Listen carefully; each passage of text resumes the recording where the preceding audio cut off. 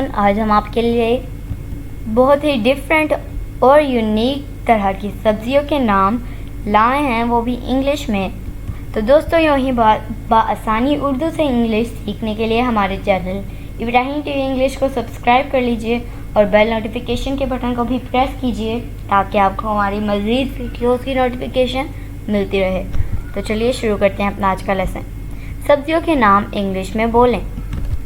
लुफ़ा, लुफ़ा, घया तोरी, घया तोरी।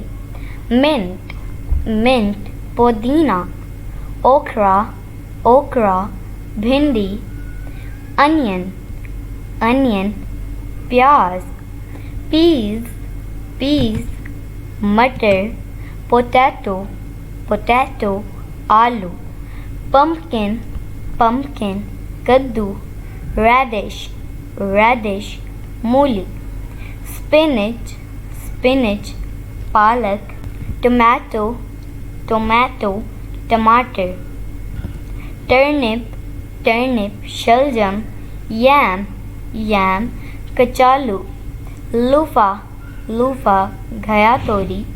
Mint, mint, पुदीना। ओकरा, ओकरा, भिंडी। So my dear friends, it is it for today. I hope आपने बहुत कुछ सीखा होगा इस वीडियो से। इंशाल्लाह we will be talking in next video. Take care, bye for now.